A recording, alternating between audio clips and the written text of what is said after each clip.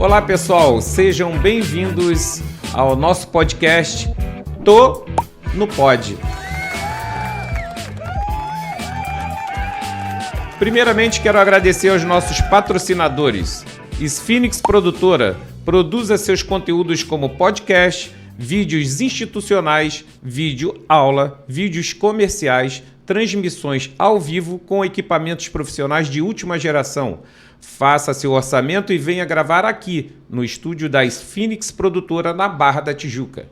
Sphinx Produtora, a marca do gato.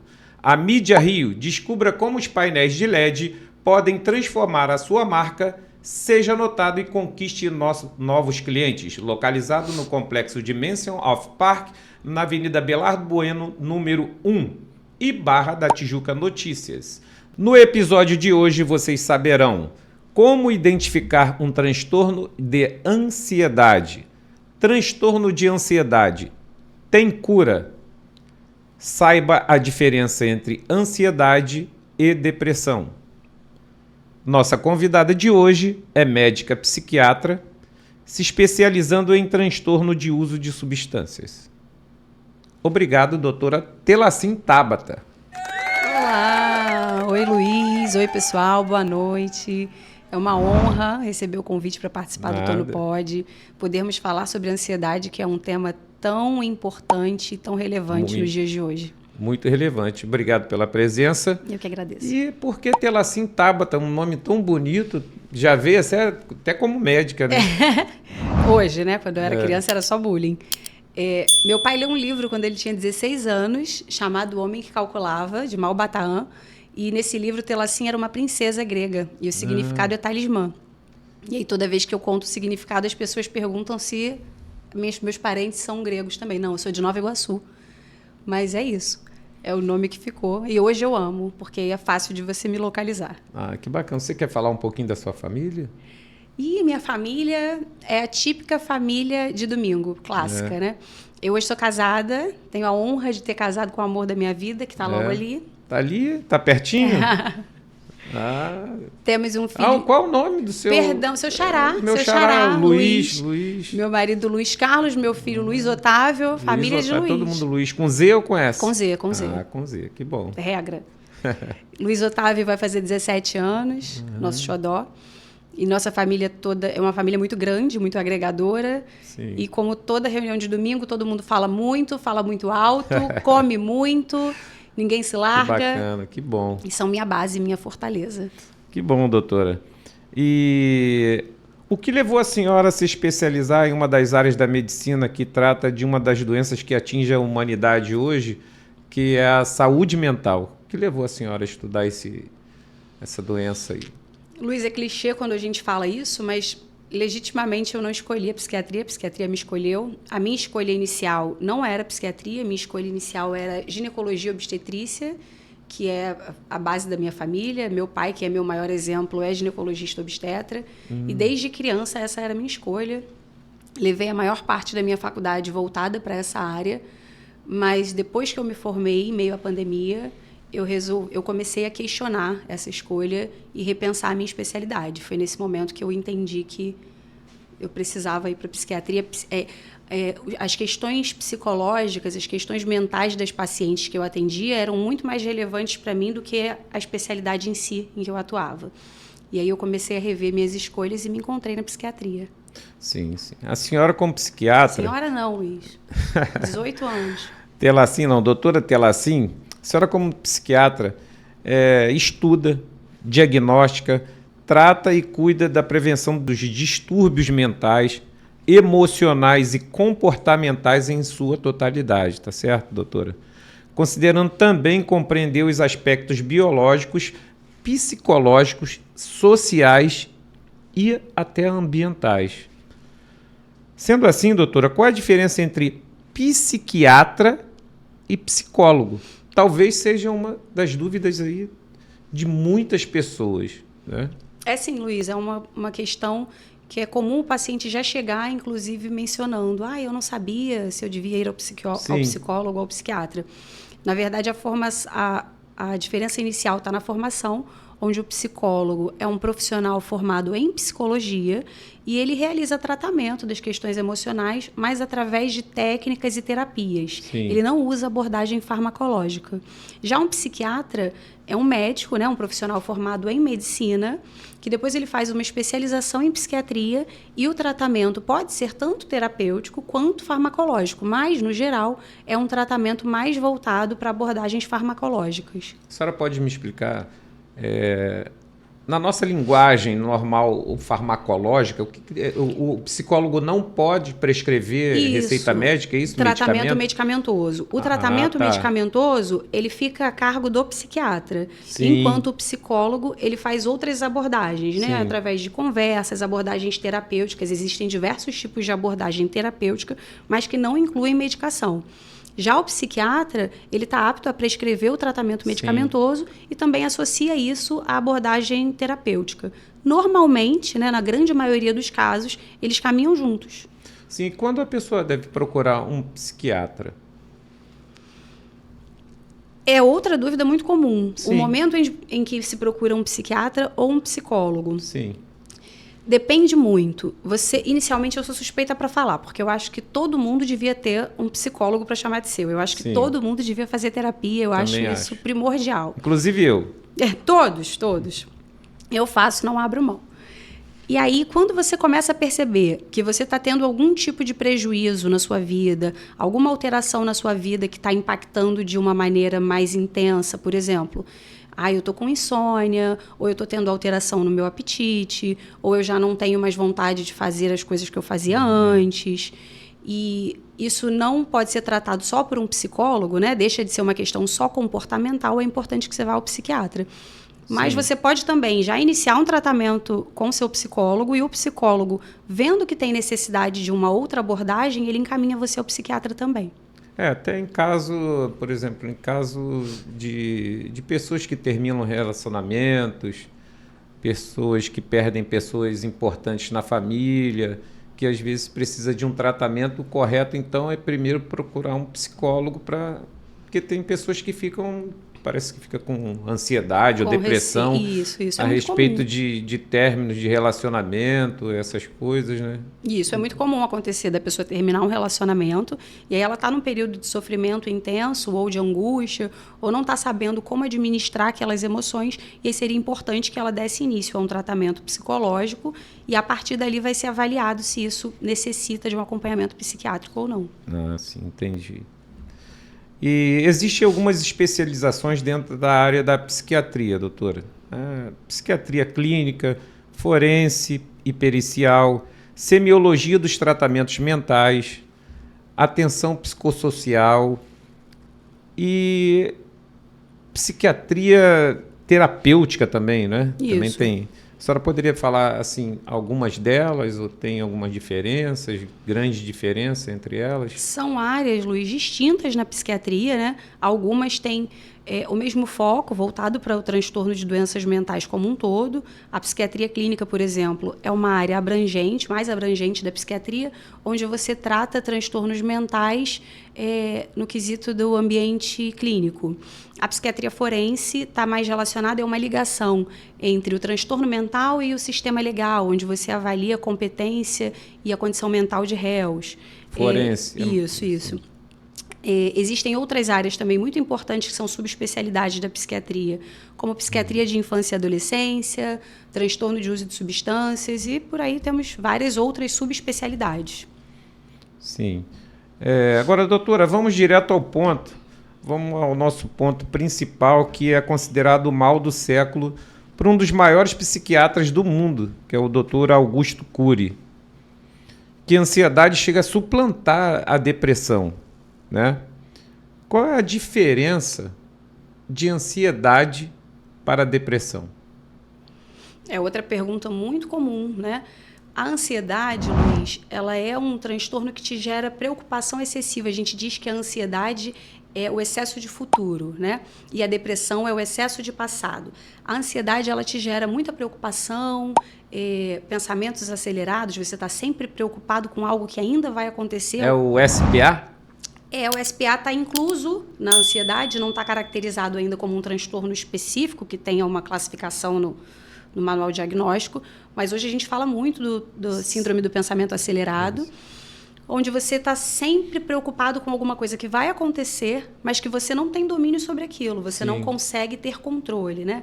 E já a depressão é relacionada a um transtorno de humor, onde normalmente é caracterizada por tristeza profunda e persistente.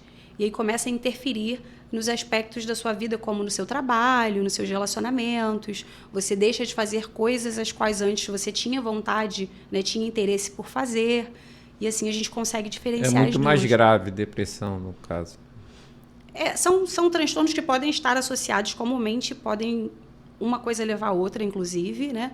E dependendo da pessoa e do grau de intensidade, pode levar a prejuízos significativos. Sim. A senhora trabalha com tratamento de diferentes modos e manifestações dessas doenças mentais, tá certo? A depressão, por exemplo, é o que a senhora está falando, o transtorno bipolar e a própria esquizofrenia, né? E o nosso tema principal, que é a ansiedade, o transtorno de ansiedade. A senhora poderia explicar um pouquinho das diferenças entre elas, tanto do transtorno bipolar quanto da esquizofrenia, porque da depressão a senhora acabou de falar. Sim. Então seria importante as pessoas também saber que tem gente que fala, pô, você é um esquizofrênico, pô, você é bipolar, você é doido. É muito comum esses termos serem usados de maneira pejorativa, e isso, inclusive, corrobora muito para o preconceito na psiquiatria, né? Os três são transtornos mentais distintos, tanto em relação à causa, desenvolvimento ou tratamento. A esquizofrenia é um transtorno mental que está relacionado ao distúrbio da percepção da realidade, onde o paciente pensa diferente, se vê de modo diferente, se comporta de uma maneira diferente. Já a depressão, como a gente falou agora, é um transtorno de humor, onde normalmente ocorre a tristeza profunda e persistente.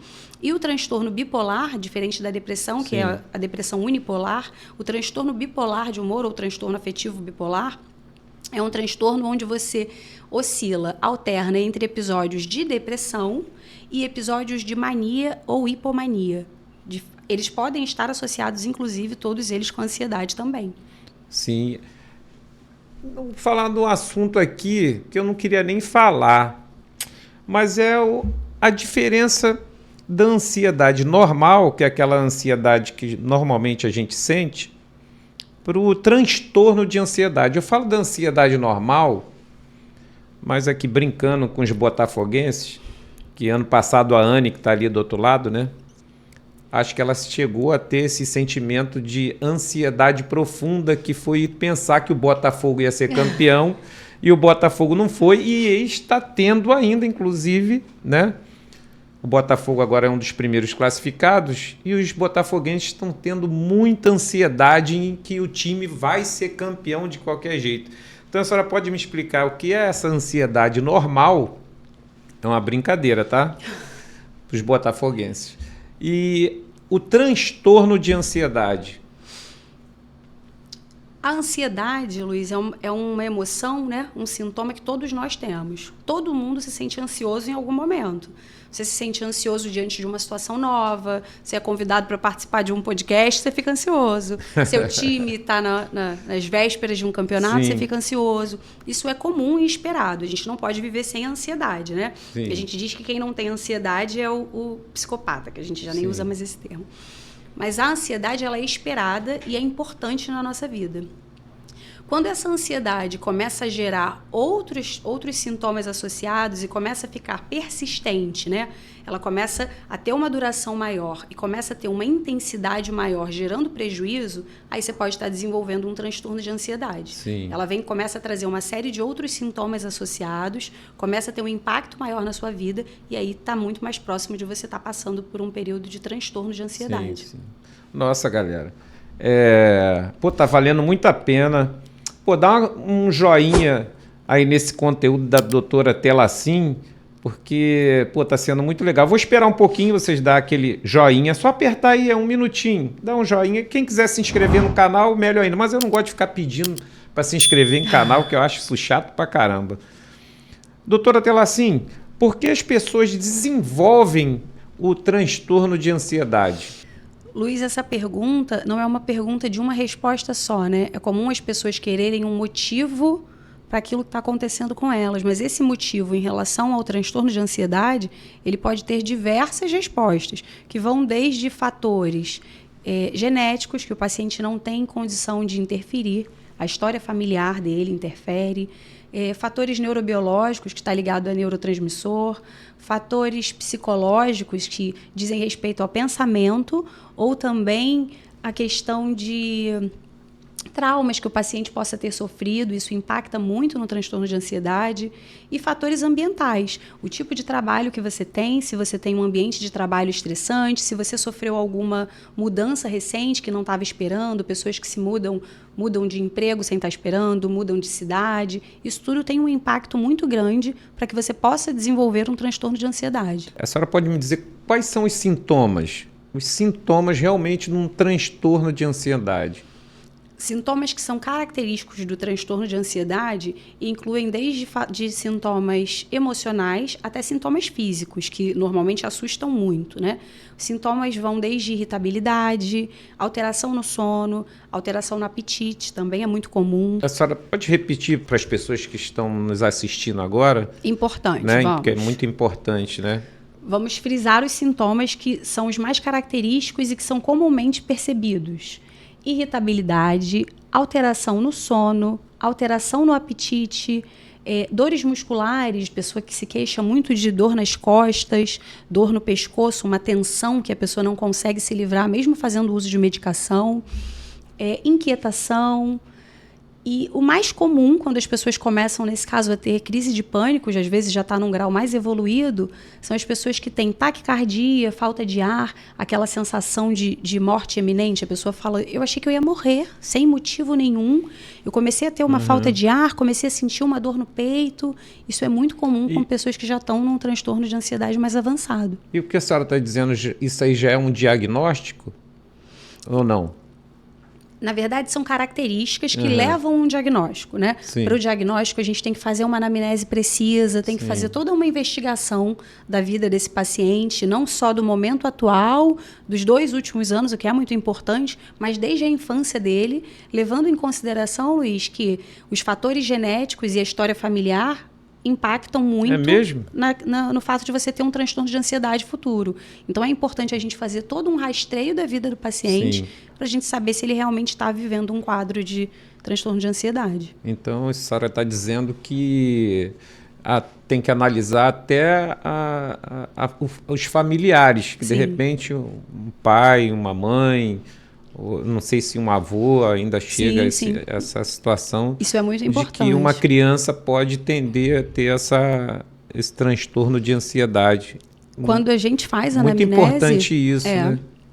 A gente, inclusive, busca, né, informações a respeito dos seus parentes mais próximos em relação a transtornos mentais que eles possam ter vivido, qual tipo de substância, se isso é de conhecimento, que poucas pessoas têm esse conhecimento, mas qual tipo de substância que eles usaram para tratar esse transtorno, se funcionou, se não funcionou, se tiveram históricos de familiares que possam ter tentado suicídio, que fizeram uso de drogas. Caramba. Tudo isso é muito importante na anamnese do paciente para a gente chegar no diagnóstico. Não só para chegar no diagnóstico, mas para a gente traçar uma conduta e o tratamento. E a senhora já está falando de tratamento. Qual é o tratamento para o transtorno de ansiedade? O tratamento não é um tratamento único, é uma junção de escolhas, né? A gente pode fazer um tratamento para transtorno de ansiedade que inclua o tratamento medicamentoso, né? Onde a gente vai entrar com o uso de medicação. A gente pode associar isso, o que eu particularmente faço muito.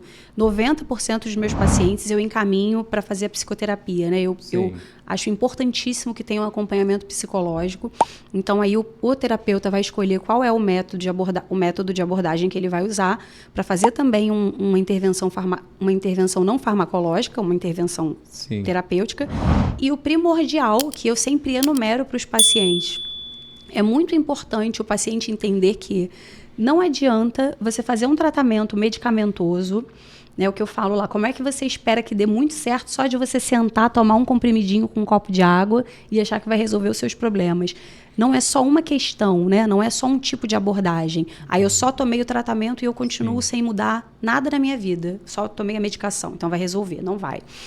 Eu não quero usar medicação, não, porque eu tenho preconceito, eu tenho medo de ficar dependente. Isso é muito comum. Então, eu só vou fazer terapia. Muitas vezes também não adianta. E só mudar o estilo de vida também não funciona. Então, é um tratamento que funciona muito mais quando é uma abordagem conjunta. Tratamento medicamentoso, psicoterapia e mudança do estilo de vida, que é indispensável. Sim, muito importante. A senhora pode me dizer qual é a faixa de idade, a faixa etária que uma pessoa pode ter esses transtornos mentais, tanto ansiedade, depressão, qualquer coisa que seja dentro da sua área? Luiz, infelizmente ninguém está livre, né? Não tem uma faixa etária específica que você possa... nessa faixa etária aqui, a gente vai excluir o transtorno. Óbvio que não levando em consideração bebês, enfim. Mas a faixa etária mais comum para desenvolver transtornos de ansiedade na fase adulta vai de 18 a 30 anos, mais ou menos. Mas a gente tem que levar em consideração que existem os transtornos ansiosos que se enquadram lá na psiquiatria da infância e adolescência, nos idosos, ou seja, não existe uma faixa etária onde você vai excluir, olha, só na fase adulta de 18 a 30 anos. Isso acomete várias... Uma criança pode ter... E como é que você pode me dizer como é que se diagnostica isso? Tem um diagnóstico? Eu estou falando isso, né? O pessoal deve estar sabendo que aconteceu uma situação agora de uma criança que ela esteve num local, não sei se foi num parquinho, você sabe, Anne, onde foi? O que é? Foi numa fazendinha lá no centro veterinário. Foi no Dia das Crianças, né?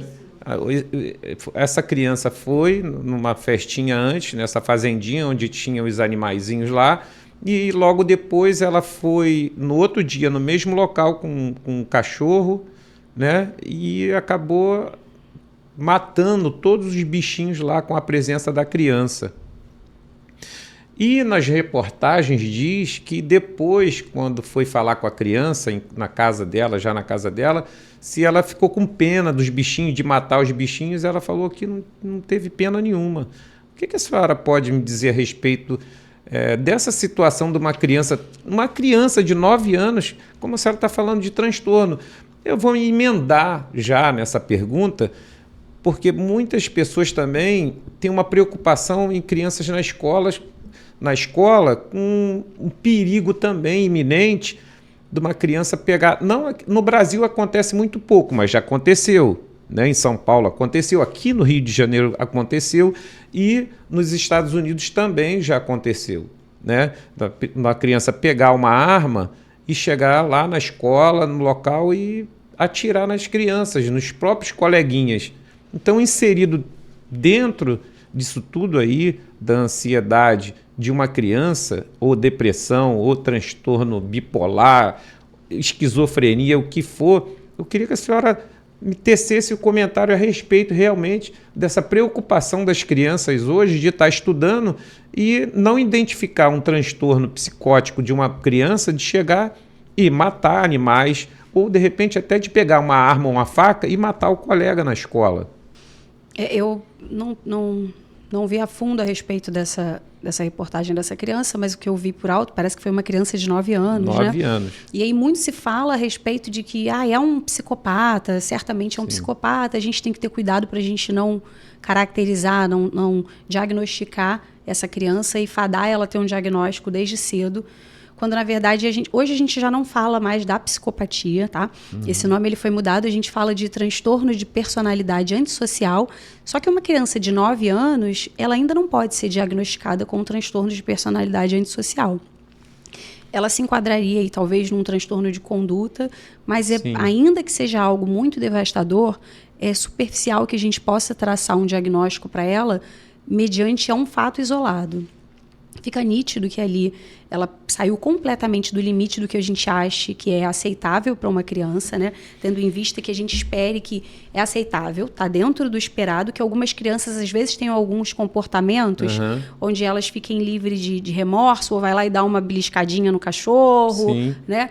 E ok, mas existe um limite para isso. Essa criança, ela ultrapassou esses limites, mas ainda assim seria imprudente, incoerente a gente traçar um diagnóstico para ela, como, por exemplo, um transtorno de personalidade antissocial, porque isso colocaria ela numa caixinha onde ela levaria isso para o resto da vida. É uma criança que, obviamente, vai precisar, desde agora, de acompanhamento psiquiátrico e psicoterapêutico, e no decorrer do tratamento e da avaliação dela, certamente vai ter um diagnóstico traçado, mas hoje a gente ainda não pode fazer isso, embora seja algo que tenha causado um susto enorme, né? Foi uma surpresa muito grande, foi algo que ultrapassa os limites do que a gente considera aceitável, é algo chocante. A senhora falou muito bem... Para de me chamar de senhora. Telacim, você falou muito bem sobre a hereditariedade que pode trazer esse transtorno através, né, justamente dos familiares. Porém, vamos dizer que o ambiente, ele pode também, um ambiente familiar com brigas, com discussões, um ambiente familiar com uma convivência ruim, ou um ambiente familiar que o pai tem atitudes que a criança esteja vendo aquilo ali. Por exemplo, que fica xingando, o pai vai, por exemplo, eu vejo muito que vou em estádio, tá com uma criança e fica xingando ali perto do filho, ao invés de, né, procurar não fazer isso, independente de estar no esporte, em casa, xingando, você não vale nada, você não vai ser ninguém, que aí fica colocando isso na cabeça da criança já pequena. Então, assim, o que a senhora acha se o meio pode também influenciar nessa situação do transtorno das crianças, entendeu? Com certeza, Luiz, com certeza. Bebida alcoólica, a pessoa que fica bebendo. Inclusive, o que eu acho muito errado, desculpa, tá? Que eu vejo muito errado, por exemplo, está em casa, uma criança não sabe o que é uma bebida alcoólica, não sabe o que é uma garrafa de cerveja. E já a criança, já pequena, o pai já bebe, a mãe bebe. Né? Não tenho nada aqui, não estou falando se a pessoa não é para beber ou não, cada um tem a sua vida, né? Mas a pessoa chega e pega ali, ô filhinho, pega a cerveja do papai lá na geladeira. Ah, filhinha, faz um drink, filha, bebe aí que tá parecendo que é... Prova aí que tá parecendo... A titia tá bebendo um drink, um gin, mas eu vou fazer igualzinho que eu vou beber porque tá igual. Entendeu? Isso você não acha? Isso você não acha que isso psicologicamente na cabeça da criança ela já acha que é normal? Pegar uma cerveja e dar para o pai, beber uma cerveja que é semelhante, beber uma bebida que está parecendo ser idêntica ao que o pai está bebendo, só que com álcool e a dela sem álcool, isso já não vai moldando ali a característica das crianças entrar dentro desses...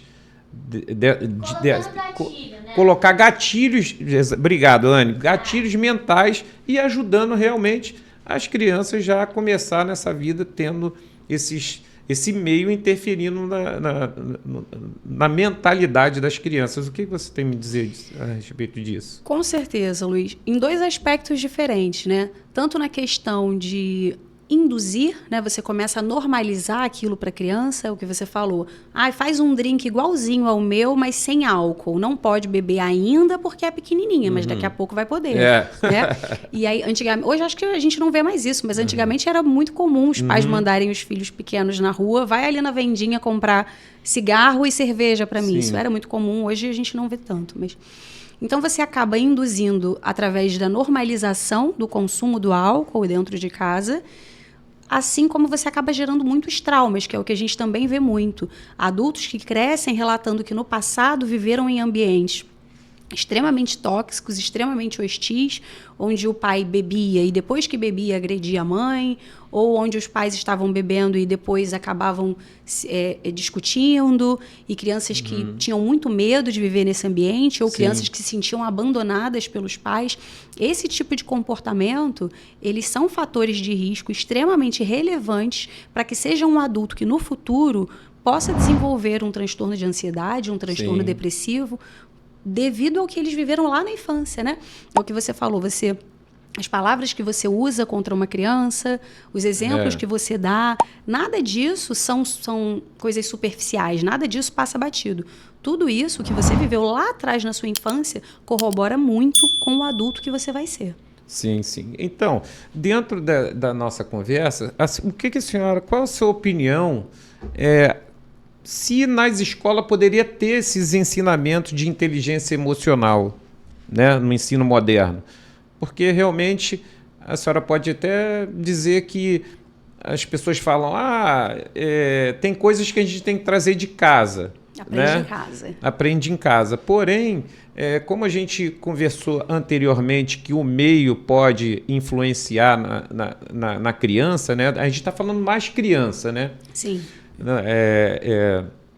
A senhora, qual é a sua opinião se no ensino, na escola, poderia ter esse ensino da inteligência emocional? Se poderia, eu não sei. Desenvolver inteligência emocional é válido em qualquer ambiente, mas eu acho muito delicado a gente colocar mais uma responsabilidade na escola, além de todas que já são inerentes ao ensino, né? Sim. A criança ela vai para a escola e ela vai para ser alfabetizada, ela vai para aprender português, matemática, química, algumas escolas de religião.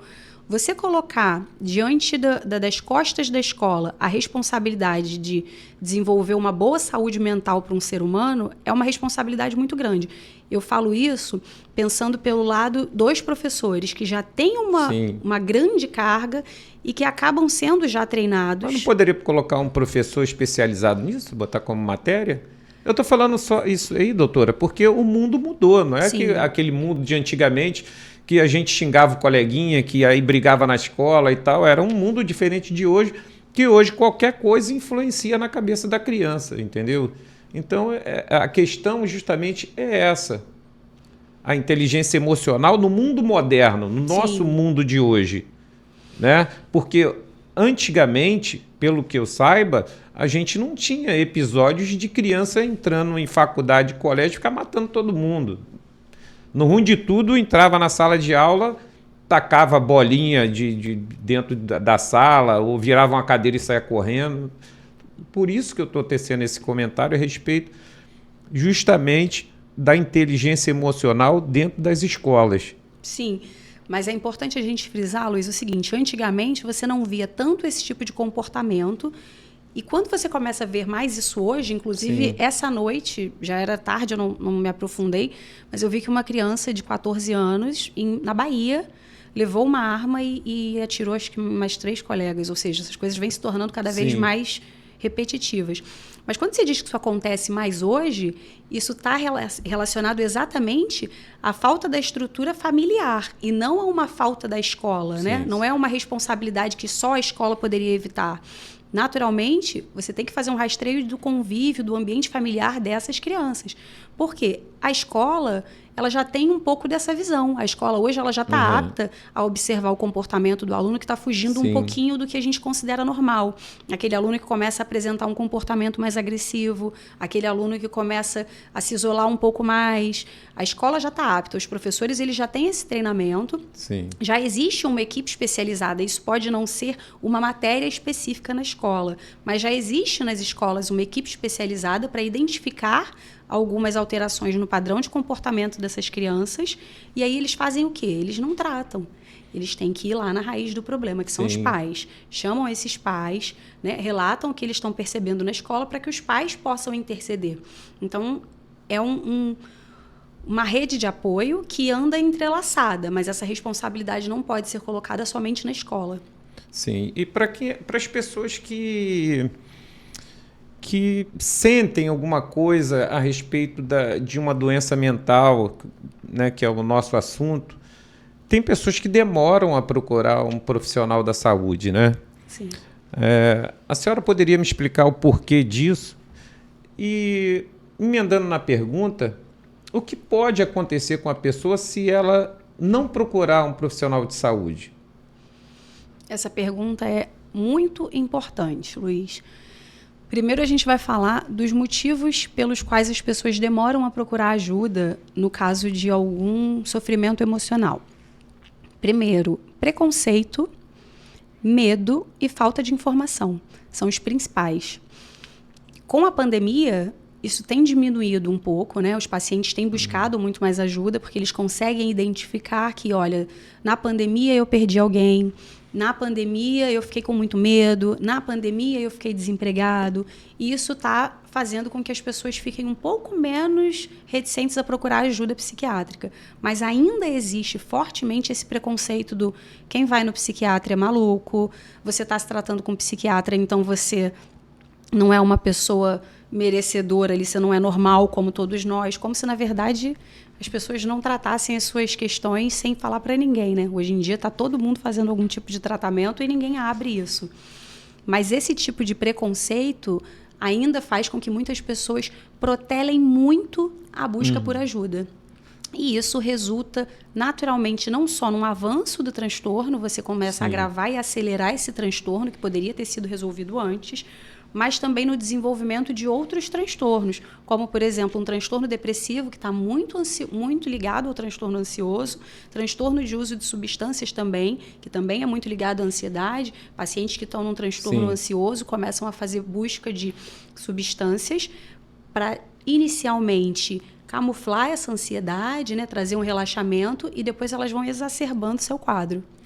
Sim, assim, quando a gente fala da procura de um profissional de saúde, às vezes a gente conversa aqui, doutora, muito para um público, com uma classe que possa realmente detectar. A gente pode estar aqui conversando com uma classe que a família tenha condições de detectar, a família tenha condições de levar o seu filho, ou ele mesmo, ou qualquer pessoa que seja, ao profissional de saúde, tá certo? Sim. Agora, vamos falar, doutora, para as pessoas que realmente não têm condições, né? Pessoas que moram, que têm a dificuldade, crianças que os pais não podem levar. Qual o conselho que a senhora pode dar para uma pessoa que não tem condições? Como a gente pode reverter essa situação de quem tem condições de levar o filho, de ter um psicólogo, de ter um psiquiatra? Porque hoje, no Brasil, as pessoas, a maioria das pessoas não tem condições de ter um psicólogo, de ter um psiquiatra.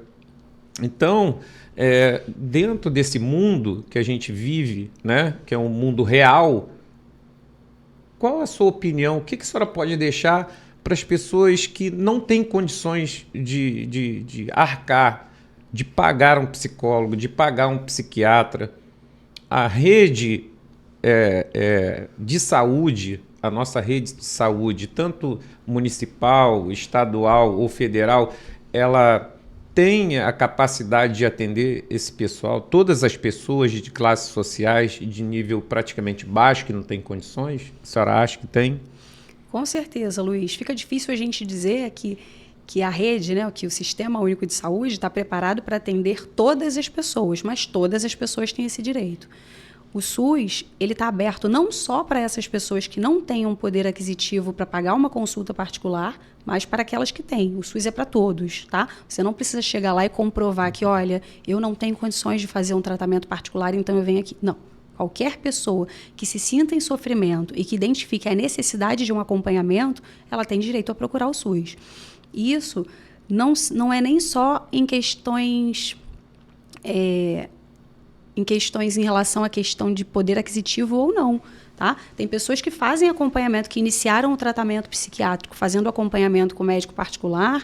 Em algum momento eles sentiram a necessidade de mudar de profissional, de dar continuidade com algum outro profissional, iniciaram o tratamento no SUS, né, no CAPS, no caso de um paciente que usa substância, seria um CAPS-AD ou um CAPS de infância e adolescência, e aí se adaptaram ao tratamento ali e seguiram o tratamento no Sistema Único de Saúde, mesmo tendo condições de pagar particular. Então, em suma, a senhora pode falar para as pessoas que estão assistindo, qual o procedimento realmente, então? Primeiro, que a pessoa não tem condições, ela vai, procura logo o sistema de saúde. Isso. Ela vai pode no hospital, procura... Na verdade, ela não vai ao hospital, porque o hospital é um serviço de emergência que você procura. Tá. Então, a menos que você esteja em caso de crise, o paciente que está num caso de uma crise psiquiátrica, numa crise de pânico, ele acaba procurando, sim, atendimento no serviço hospitalar, vai ser atendido, posteriormente ele vai ser liberado e vai ser encaminhado para dar continuidade nesse tratamento dele. Um paciente que ainda não chegou nesse episódio e que ainda não se encontra numa situação de emergência, ele pode inicialmente procurar a clínica da família mais próxima da sua região, ele vai passar por atendimento médico, vai ser avaliado e a partir daí ele vai dar seguimento. Caso haja necessidade, ele vai ser encaminhado para um CAPS ou inicialmente ele pode manter o atendimento ali. Esse atendimento está disponível para todos. Todo paciente que se encontra em algum momento de sofrimento emocional e que entende que necessita de ajuda, ainda que ele não saiba se essa ajuda requer medicação ou não, ele tem acesso ao Sistema Único de Saúde e ao tratamento inicial. Sim, e dentro disso aí também, doutora, o que acontece muito hoje em dia, as pessoas estão se acostumando a se consultar através da internet. E o que acontece? O uso indiscriminado, o uso abusivo de substâncias que elas nem sabem se aquilo realmente vai funcionar. Ou então o cara liga para uma pessoa, até para um amigo, uma médica, a senhora médica, a senhora sabe como é que é.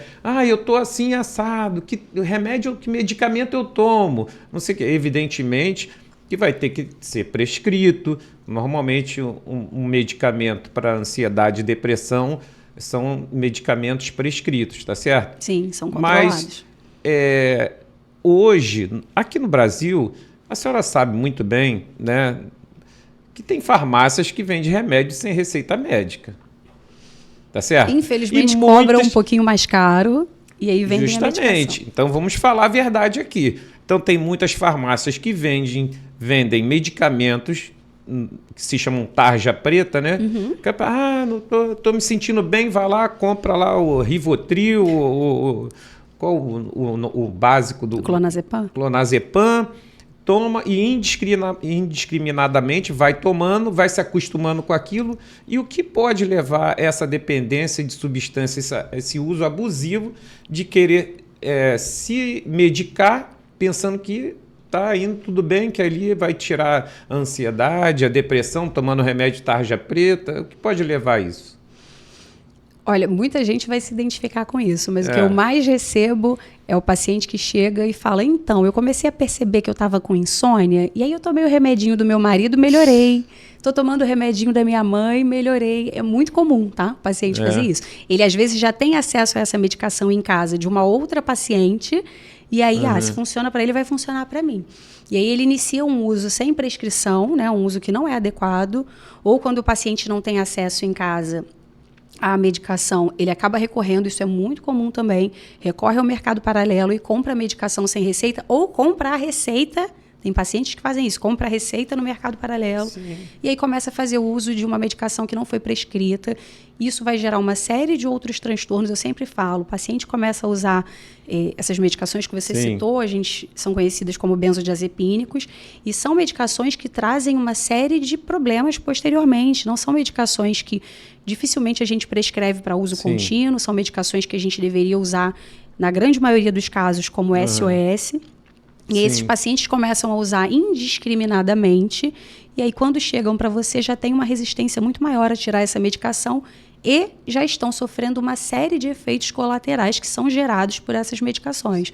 Paciente que chega reclamando que eu não consigo mais focar em nada, dificuldade de focar, dificuldade de concentração, a minha memória está péssima, esse é a primeira queixa. Do medicamento, mas quais especificamente que são as substâncias que realmente estão inseridas dentro disso aí? Quais, a senhora pode dizer? Ou só tem uma, essa aí, benzo? Os benzodiazepínicos são uma das substâncias que mais são usadas indiscriminadamente, são medicações controladas, né? Agora, medicações, quando você fala de substâncias, não medicações, mas de substâncias que são mais propícias a desenvolver um transtorno de ansiedade, você não está falando necessariamente de medicação, tá? A primeira substância que está ligada a você ter uma maior chance de desenvolver transtorno de ansiedade é a cafeína, né? O famoso cafezinho, né? Ai, meu Deus. Uma substância estimulante, uma substância que todo mundo faz uso. Eu faço. Isso. E aí você usando a cafeína em altas doses por períodos prolongados, isso pode facilitar a chance de que você fique ansioso. Depois da cafeína, a gente fala do álcool, que também é... Eu tomei um cafezinho antes de começar, não, tá, sem doutora? problemas, sem problemas. Eu acho que eu estou me sentindo um pouquinho ansioso. Não é o café, não é o café. A gente está falando aqui de uso abusivo, tá? De um uso numa quantidade além do normal. Então, a gente tem aí a cafeína como o primeiro estimulante que ajuda você a desenvolver uma ansiedade. Óbvio que isso a gente está falando de período prolongado e alta intensidade. Depois a gente fala do álcool. O álcool é uma substância fortemente responsável pelo desenvolvimento de transtorno de ansiedade. Depois a gente fala da nicotina, né? Que é muito associado. O paciente, quanto mais ansioso ele está, mais ele fuma. Quanto mais ele fuma, mais ansioso. E aí não dorme bem, Sim. bebe para relaxar e vira uma grande bola de neve. E não entende por quê. Doutor, eu estou muito ansioso. Tá fumando? Eu acordo de madrugada para fumar. Não sei por que eu estou assim. Eu tenho que acordar de madrugada para fumar. Para dormir, eu preciso beber. Né? E, na verdade, os próprios hábitos dele estão piorando essa ansiedade. Inserido, já que a senhora está falando cafeína, está falando cigarro, e tem muitos jovens, tem muita gente que também usa muito energético. Também influencia? Sim, completamente. Energético em grande quantidade. Quando a gente fala, por exemplo, de higiene do sono, que são medidas não farmacológicas para que você melhore a qualidade do seu sono e reduza a chance de insônia, a primeira abordagem é diminuir o uso de psicoestimulantes, de bebidas com muito açúcar, como refrigerante, não precisa ser energético, né? Café, depois de um certo horário, porque isso tudo tem um grande impacto, tanto no seu padrão de sono, quanto na sua ansiedade. E voltando a falar das substâncias, a gente também não pode deixar de colocar as drogas ilícitas, né? Principalmente cocaína, êxtase, LSD, são fortemente ligadas à ansiedade. E a medicação, que é o que a gente falou agora. O paciente que começa a fazer uso da medicação e ele faz um uso abusivo porque inicialmente ele tem esse efeito relaxante, mas depois isso vai desenvolvendo um transtorno. Sensacional. Galera, não esqueça, dá aquele joinha para levar para as outras pessoas que queiram também, né? Ajuda o vídeo a levar para as pessoas que precisam escutar sobre esse assunto que é muito importante. O tratamento, ele obrigatoriamente tem que ser medicamentoso? A doença mental, o transtorno de ansiedade? De maneira tem que ser nenhuma. medicamentoso? Não. Nem a ansiedade, nem a depressão já são um diagnóstico que, de imediato, você exige tratamento medicamentoso, né? Esse tratamento vai ser estipulado mediante uma avaliação, esse paciente vai passar por uma anamnese rigorosa, como a gente falou aqui, e aí depois vai ser definido se precisa de tratamento medicamentoso. Muitas pessoas, inclusive, têm o medo de procurar o psiquiatra porque elas entendem que ir ao psiquiatra já é sair de lá com uma receita, e não é. Né? Ai, doutora, eu demorei muito a vir porque eu não queria tomar remédio, ou o famoso não quero ficar dependente de medicação. Então, não é assim, isso só fortalece esse preconceito. Esse tratamento vai ser determinado entre tratamento que necessita de medicação, tratamento que pode ser resolvido inicialmente só com a psicoterapia, tratamento que precisa das duas coisas, mas sempre, na grande maioria dos casos, mudança de estilo de vida. Requer a responsabilidade do paciente, né? De uma maturidade desse paciente, entender que ele precisa de mudança de hábitos para que o tratamento dele possa ser realmente um tratamento promissor. Sim. Agora a gente vai pegar um outro assunto que é até sobre um filme que está passando agora, um filme de muito sucesso, que eu vi e achei interessantíssimo, assim como outros depois que eu vou até comentar com a senhora, mas eu queria saber um pouquinho sobre a doença do Coringa, né?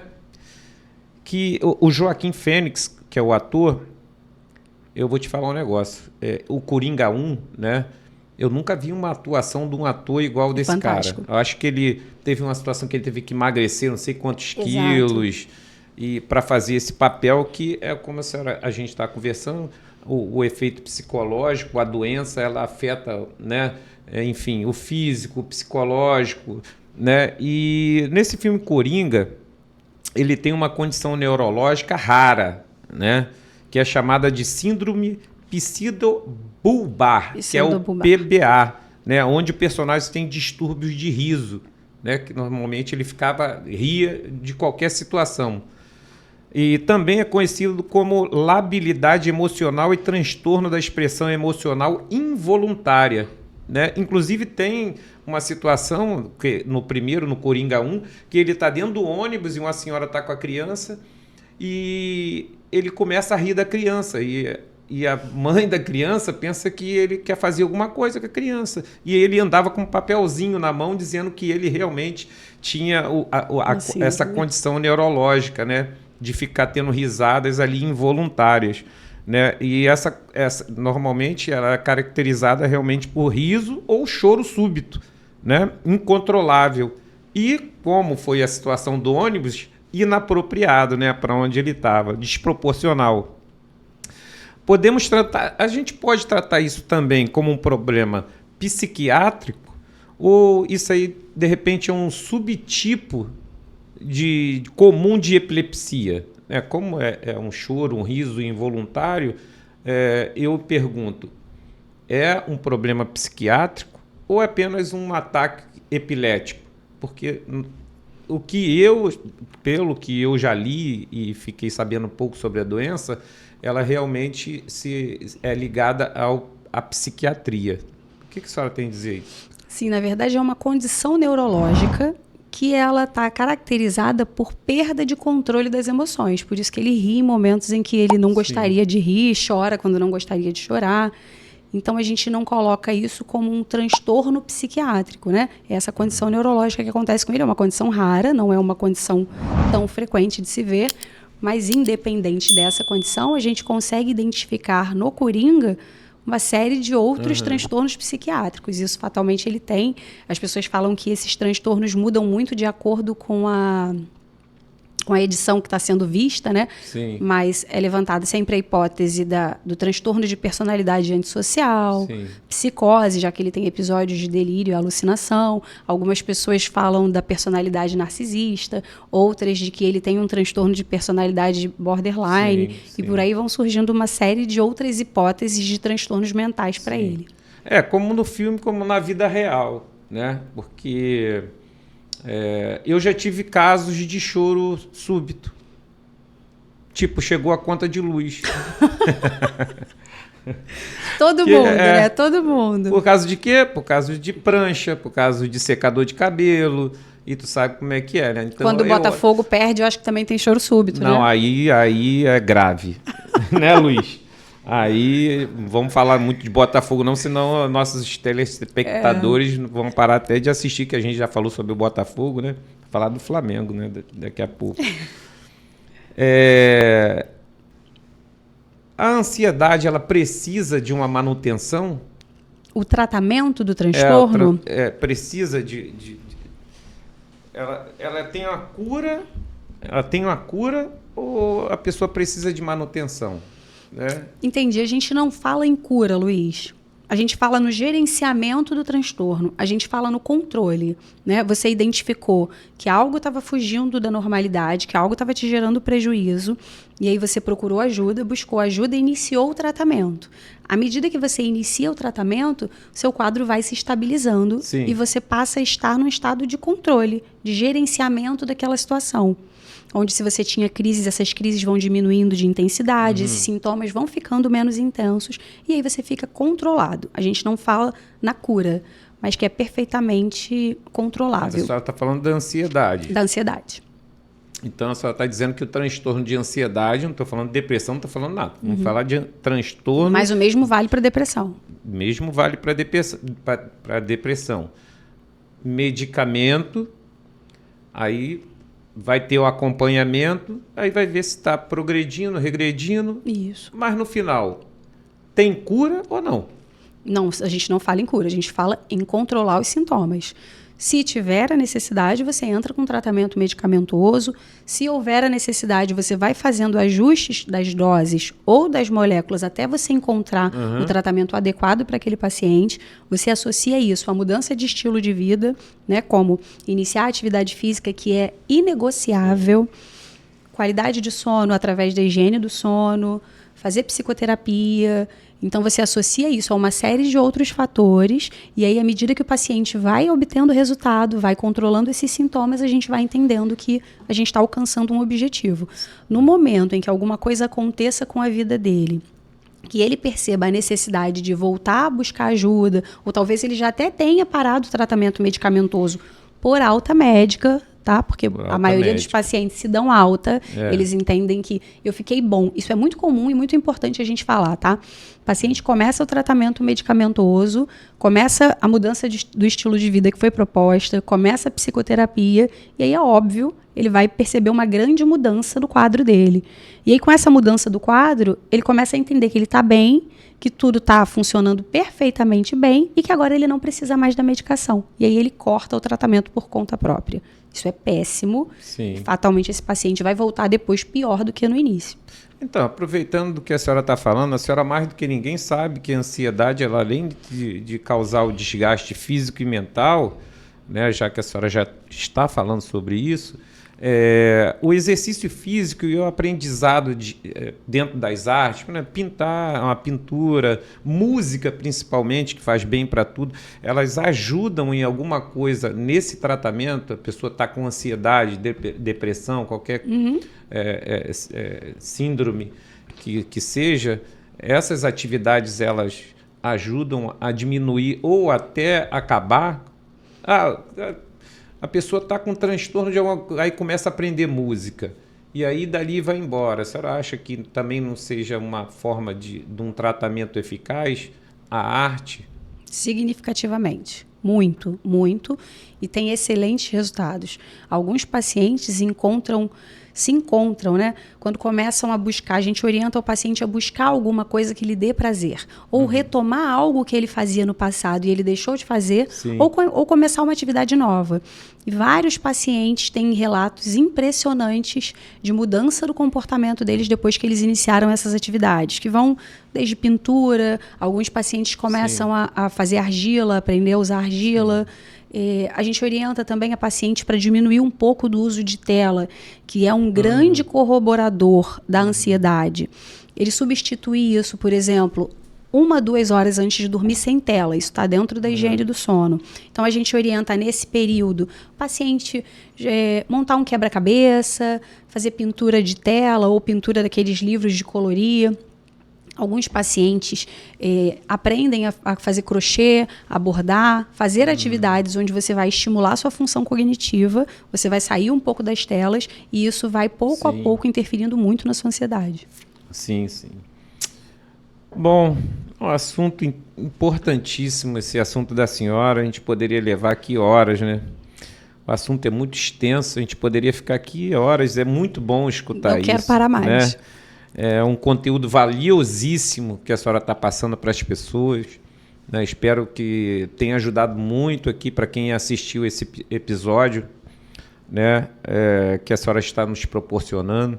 E aproveitando, já estou convidando a senhora para um próximo, porque é muito importante o que a senhora está falando. Já aceitei, não pode me dar confiança que eu começo a falar e não paro. Que bom. Tem alguma caixinha de pergunta aí? O Luiz está com alguma... A Anne?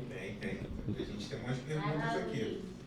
O término do namoro ou casamento pode desencadear um transtorno de ansiedade?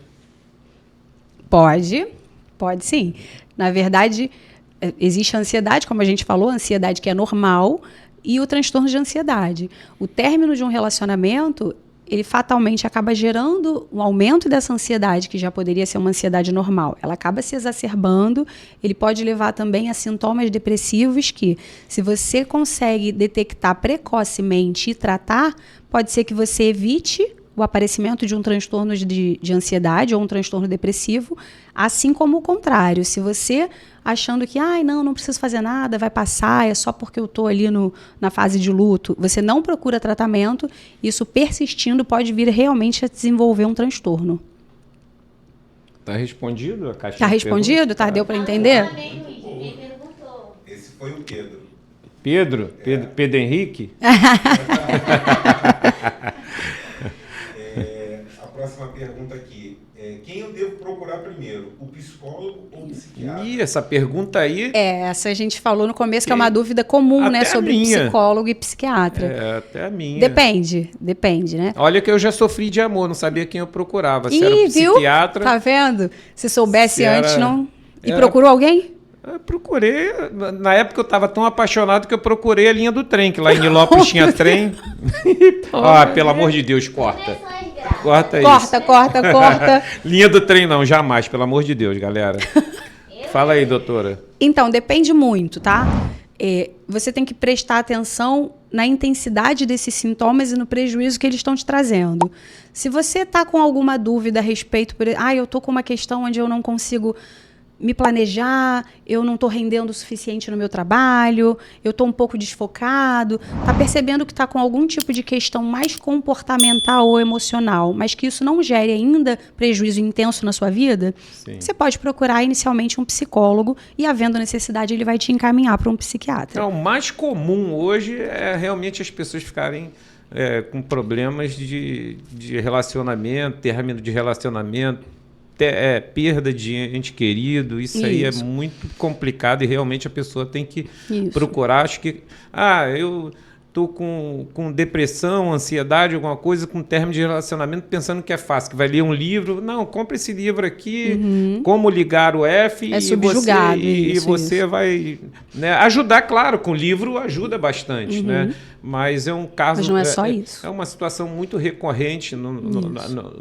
nós, seres humanos, né? De termos essas perdas amorosas, familiares ou de amizades, do que for, até hoje, né? Desculpa, mas até hoje de um animal. Sim. Né? Que a pessoa fica muito mal quando um bichinho perde um pet, né? Então, até nisso tem que ser procurado, quando você tiver com um problema assim, procurar um especialista. Luiz, né? você percebendo que você já está tendo algum tipo de prejuízo na sua vida, no seu trabalho, você está perdendo o interesse por atividades que antes você gostava de fazer e agora você já não tem mais ânimo, está com uma tristeza profunda, está perdendo o apetite, não está mais dormindo bem, acorda de madrugada ou tem muita dificuldade de pegar no sono. Nesse caso, a procura inicial pode ser por um psiquiatra. No meu caso, eu realmente fiquei muitos dias sem dormir. Quem nunca perdeu uma namorada, um namorado que abandonou e nunca ficou sem dormir várias e várias noites? Né? Respondi dessa. Escutando aquele pagode. Essa era a dúvida da Marta. Da Marta? Tá respondida, Marta. Agora, nosso xará Luiz. Mais um Luiz. Mais um Luiz. Eu fico retirando as peles nos cantos dos dedos. Esse aí é o Luiz. Isso pode ser um sinal de ansiedade? É o Luiz. Tem sobrenome? Luiz. Qual Luiz? Qual Luiz? Não, mas eu tenho um amigo que eu vou falar aqui para vocês. Fala o Tá nome, com a câmera fala o 1 nome. aqui. Tô, né? É um amigo meu, deputado Ricardo Abraão. Só fica assim, ó. Dedurou, olha. Dedurei, tá, Ricardo? Ó, fica o tempo todo assim arrancando. Dermatofagia. Então, ou roer as unhas, onicofagia. Isso aí, ó. Mal de Luiz, gente. É mal de Luiz. Caramba, cara. Então, Sim, realmente... pode ser um sinal de E eu ansiedade, vou tá? aproveitar que a doutora está aqui quando Escondendo terminar a mão, o podcast. olha. Quando acabar o podcast, né, já vou me consultar aqui. E ele começou a esconder as mãos. Tem mais alguma coisa, Luiz? Tem ansiedade normal ou transtorno de ansiedade. Qual a diferença? Essa nós já falamos, já né? falamos. Essa nós Essa falamos. caixinha aí, pode falar para quem perguntou. Essa já está respondida, já. A gente já perguntou. Então, doutora, vamos aqui para o nosso bate-bola, né? Estamos chegando ao final, né? Uma paixão, doutora. Uma paixão... Serve macacos? Porque se eu não ainda vou falar animal? não Paixão, macaco? Não, porque olha só, se eu não falar macacos, as pessoas vão achar que eu tô sendo falsa, porque todo mundo sabe que a primeira coisa que vem à cabeça quando fala de alguma coisa que eu sou apaixonada é primata. Eu sou mesmo? apaixonada por macaco. Caraca, mano. Não me Achei que era o marido, julgue hein? por ela. Não, aí marido não, marido é amor, é outro nível. Eu tô falando de uma coisa superficial. Bicho, como é que é interessante a gente entrevistar essas pessoas que psiquiatra. trabalham com a mente das pessoas. Eu fiquei de bobeira. Uma paixão, eu acho que ele estava esperando uma coisa bem profunda, macacos. Macacos. Pô, interessante. Então, eu sou ela deve ter apaixonada visto por primatas. Todos os filmes do Planeta dos Macacos. Todos. Eu não perco nada. Aniversário da doutora, a gente vai levar aqueles bichinhos de pelúcia, os macaquinhos para ela. Eu ganho muita coisa de macaco. Não temos nenhum Funko aqui. Até eu amo. Doutora, eu sou apaixonada. Até porque Funko é caríssimo, tá? A gente tá ali colecionando. Quem quiser doar um Funko aqui pro podcast, pro estúdio, estamos abertos para doação a gente de já Funkos pode doar um Funko de macaco para ficar com uma característica minha. Um herói, doutor. Um herói, primeiro Deus, claro. Deus. Depois meu pai. Qual é a sua religião? Eu sou evangélica. Ah, que bacana. Parabéns. Uma comida. Então, até um tempo atrás, era japonesa, que eu sou apaixonada por comida japonesa. Mas depois de velha, eu desenvolvi uma alergia gravíssima a frutos do mar. Então, hoje eu não posso mais nem passar perto. E aí, essa escolha já não me cabe. Então, eu também adoro. Churrasquinho, né? Também adoro um japa, né? Eu e Anne. Mas aí, uma vez, assim, no mês, assim, sabe como é que é, né? Aqui na Barra, uma comida japonesa aqui, né, mole? Mas é em qualquer lugar, né? Não é barato, né? Agora isso já não me pertence mais. A gente tentou fazer lá em casa. Ficou bom. Ah, eu queria fazer um curso para aprender a fazer japa. Faz sim. Deve ser muito legal. Faz sim, porque eu vou querer experimentar. Um lugar. Minha casa. Acho que a gente pode ir a qualquer lugar no mundo, nada é como a nossa casa, né? Minha casa não é uma casa, é um lar, né? Sim. Um hobby. Um hobby? Jogo. Eu gosto muito de jogo. Lá em casa nós temos isso. Jogo de futebol? Jogo de futebol. Eu só sei que se a bola entrar é gol, nada mais. Mas que jogo? Jogo de tabuleiro. Jogo de tabuleiro, jogo de carta. Eu gosto de buraco. Mas qualquer jogo de tabuleiro a gente gosta de se reunir em grupos de família para jogar. Eu tenho que ensinar a Anne a jogar buraco pra gente poder ir lá de dupla e jogar. Adoro. Agora, futebol... Eu sou ruim de conta, isso não vai dar certo. Futebol eu realmente não sei nada. Então, esporte... Jiu-jitsu. Jiu-jitsu. Melhor que existe na vida. Recomendo para todo mundo. Tem vários amigos que fazem esse esporte jiu-jitsu. É muito bom. Acho que para a saúde mental é fantástico. Porque é um esporte onde você está treinando exatamente no mesmo momento o seu corpo e a sua mente. Então já pode até dar um conselho para quem Exatamente, pratiquem jiu-jitsu. Eu falo isso para os meus pacientes. Quando eu falo nessa questão do hobby, né? Que você tem que procurar uma atividade nova, se encontrar numa atividade que você ainda não conhecia. Se dê a chance de fazer jiu-jitsu, porque enquanto você está no jiu-jitsu, você está treinando o seu corpo, é literalmente onde o corpo cansa e a mente descansa. Você está fazendo uma atividade onde você está colocando o seu corpo para um desgaste físico, mas enquanto você está ali durante todo momento, a não ser que seja faixa branca, mentira. Durante todo momento você está raciocinando. É fantástico. Para mim é o esporte mais completo que tem. Um livro. Não pode ser outro, né? O Homem que Calculava. Malbataan, meu nome. O Homem que Calculava. De onde saiu o meu nome. E um filme? Então, filme é complicado, porque eu gosto muito de filme. Eu sou daquelas que choram em qualquer filme.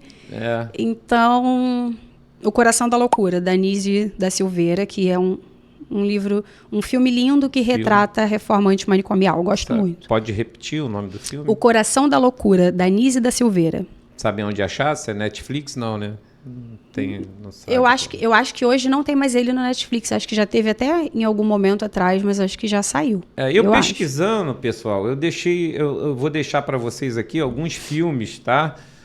Sobre transtornos psiquiátricos, tá bom? Para quem queira assistir, normalmente eles estarão no Netflix, né?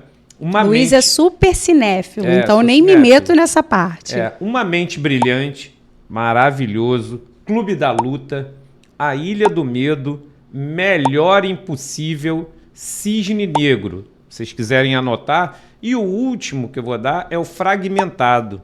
Excelente, gosto muito. O Fragmentado fala da história do Kevin. O nome do ator, eu não sei, tu sabe, Luiz, o nome do ator? Do Kevin? Mac Boy, né?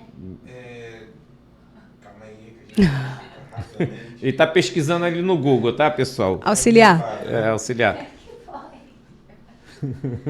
James McAvoy. James McAvoy. É isso aí, galera. Mais conhecido como Kevin. Mais conhecido como Kevin, ele possui 23 personalidades, fazendo delas um rodízio que disputam entre si o controle da mente dele. Olha que loucura. Fantástico, né? Fragmentado. Fala de um transtorno dissociativo de identidade, óbvio que no filme é muito florido, muito fantasiado, mas é fantástico. E realmente existe isso, né? Sim, sim. O filme que a doutora adora, você consegue assistir no Prime Video. Nise, o Coração da Loucura. Prime Video. Viu? Prime Video. E um brasileiro também, que a gente não falou, que é muito legal, é Bicho de Sete Cabeças, com Rodrigo Santoro.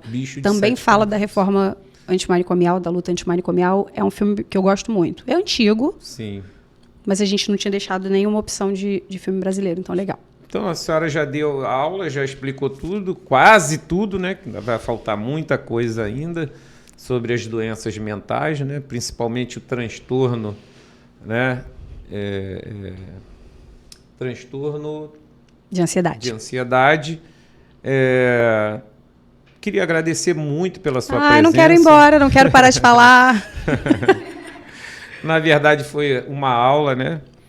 Foi um episódio importantíssimo para quem assistiu. E quem quiser e puder, se inscreva no canal, ative o sininho. Isso aqui tá escrito, tá? Tô lendo aqui, entendeu? A senhora quer deixar o seu Instagram? Senhora não, gente, eu tenho 18 anos. Doutora, a senhora quer deixar o seu Instagram. Agora é a hora da senhora fazer o seu marketing. Aonde procurar a senhora, se é página social, telefone, contato aí. Meu telefone tem no meu Instagram. Meu Instagram é doutora.dra.telacim. O Telacim é esquisito, né? Mas a Anne vai dar uma forcinha colocando aí. Telacim Tabata. E lá no meu Instagram, na bio do Instagram, tem um link para quem quiser tirar alguma dúvida, agendar consulta, tudo por lá. Doutora, sucesso na sua vida. Que Deus continue te abençoando. Amém. Maravilhosamente, a cada dia. Que te dê mais sabedoria ainda para a senhora poder ajudar as pessoas que nem a senhora ajuda nas suas consultas, nos seus atendimentos, aqui no podcast, podendo passar um conteúdo maravilhoso que a senhora passou aqui, tá bom? Então, terminamos aqui o nosso podcast de hoje, Tô no Pod, gravados aqui nos estúdios da Sphinix Produtora, na Barra da Tijuca. Obrigado pela audiência e pelo seu precioso tempo. E até a próxima. Obrigado, doutora Telacim. Obrigado, Luiz. Está Obrigada. convidado para o próximo episódio. Obrigada, né? Foi uma honra. Eu espero que a gente tenha conseguido, de alguma maneira, fazer a diferença na vida das pessoas, tanto que sofrem com transtorno de ansiedade, quanto aquelas que não tinham conhecimento a respeito do assunto e que a gente possa ter oferecido algum tipo de apoio. Foi muito legal participar. Obrigada. Obrigado pela presença do seu marido, Luiz, futuro médico também, que já está estudando. Obrigado, Anne, ali atrás das telas e das câmeras ali. Maravilhosa. Obrigado a todos novamente e até o próximo episódio. Obrigada, gente. Obrigada. Tchau, tchau.